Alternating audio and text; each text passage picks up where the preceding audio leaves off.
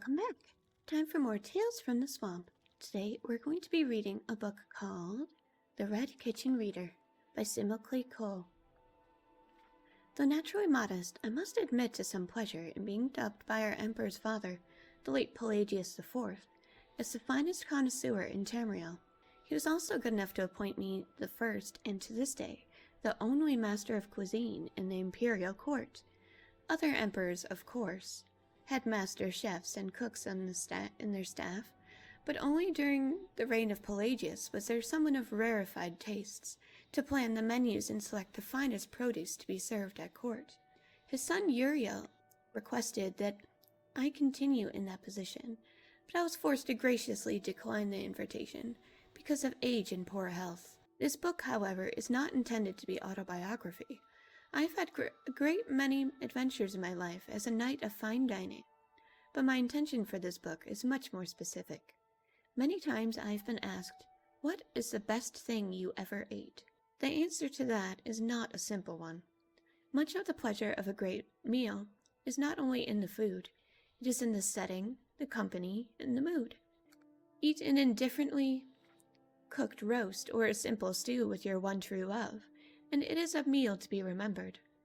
Have an excellent 12-course feast with dull company, while feeling slightly ill, and it will be forgotten, or remembered only with distaste. Sometimes meals are memorable for the experiences that come before them. Fairly recently, in northern Skyrim, I had a bit of bad luck. I was with a group of fishermen, observing their technique of capturing a very rare, very delicious fish called maringar. The fish is found only far from shore, so it was a week's voyage out beyond civilization. Yes, that's right, Pastel. Fishies! Oh, you like the fishies, don't you? You like the fishies. Well, we found our school of maringar, but as the fishermen began spearing them, the blood in the water attracted a family of dreg, who capsized the boat and everyone on it. I managed to save myself, but the fishermen and all our supplies were lost. Sailing is not, alas, a skill I've picked up over the years, and it took me 3 weeks, with no provisions, to find my way back to the Kingdom of Solitude. I had managed to catch enough small fish to eat raw, but I was still delirious from hunger and thirst. The first meal I had on shore, of Nordic roast boar, Jazz Bay wine, and yes, fillet of maringar, would have been excellent under any circumstances, but because of the threat of starvation I had faced, it was divine beyond words. Sometimes meals are even memorable for the experiences that follow them. In a tavern in Falanesti, I was introduced to a simple peasant dish called kalopi. Delicious little balls of flesh, thick with spices and juice, so savory I asked the proprietress from whence they came. Mother Pascost explained that the kalopi were an arboreal rodent that fed exclusively on the most tender branches of the grot oak.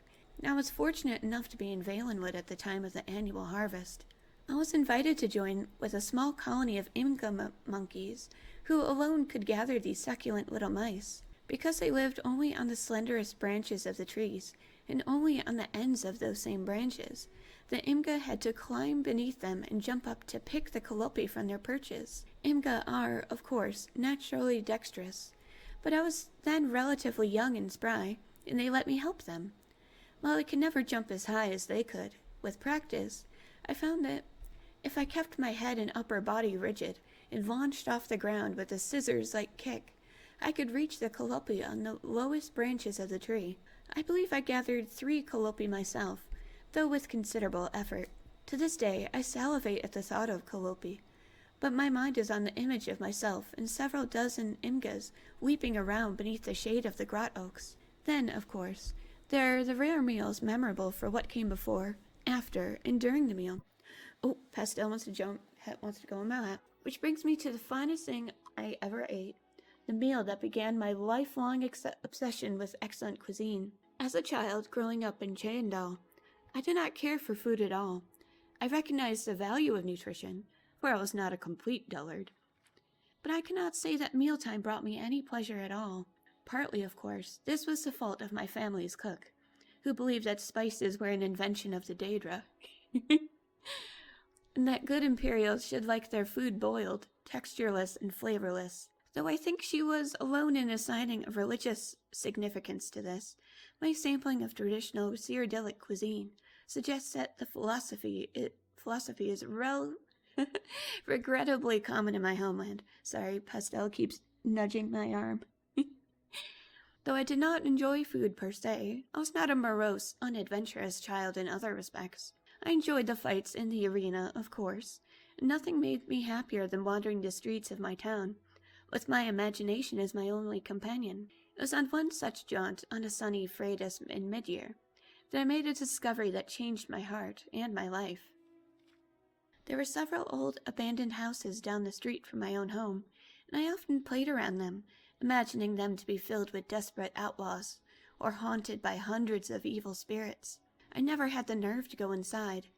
In fact, had I not that day seen some other children who had delighted in teasing me in the past, I would never have gone in. But I needed a sanctuary, so I ran into the closest one. The house seemed to be as desolate on the inside as on the outside, further proof that no one lived there, and had not for some time. When I heard footsteps, I could only assume that the loathsome little urchins I hoped to avoid had followed me in. I escaped to the basement. Oh, Pastel, that's my microphone. That's my microphone, silly kitty. I escaped to the basement, and from there, past a broken-down wall that led to a well. I could still hear the footsteps above, and I decided that I was still loath to confront my tormentors. Knocking aside the rusty locks on the well, I slipped down below. The well was dry, but I discovered it was far from empty. There was a sort of a sub-basement to the house, 3 large rooms that were clean, furnished, and evidently not abandoned at all. My senses told me someone was living in the house, after all. Not only my sense of sight, but my sense of smell. For one of the large rooms was a large red-painted kitchen, and spread out on the coals of the oven was a roast, carved into small morsels. Passing a beautiful and appropriate bas-relief of a mother carving a roast for her grateful children, I beheld the kitchen and the wonders within. Like I said, food had never interested me before, but I was transfixed, and even now as I write this, words fail me in describing the rich aroma that hung in the air.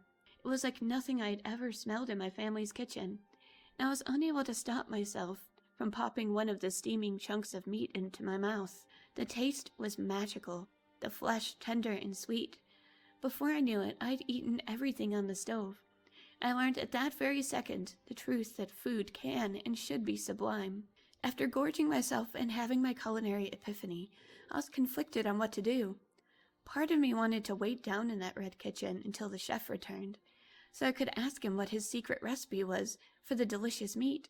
Part of me recognized that I had stolen into someone's house and eaten their dinner, and it would be wise to leave but while I could. That was what I did. Time and again, I've tried to return to that strange, wonderful place, but Chandal has changed over time. Old houses have been reclaimed, and new houses abandoned. I know what to look for on the inside of the house. The well, the beautiful etching of a woman preparing to carve out a roast for her children, the red kitchen itself, but I've never been able to find the house again. After a while, as I grew older, I stopped trying. It is better as it remains in my memory, the most perfect meal I ever ate. The inspiration for my life that followed all was cooked up, together with that fabulous meat, right there in the red kitchen. Oh, what a good story! I really liked hearing about the various meals that he had in other areas of Tamriel. What would be your answer to the question? Do you have a most perfect meal in mind? What is the best thing you've ever eaten? Let me know in the comments. I want to hear all about it. Thank you so much for joining me. Have a very comfy night. Bye!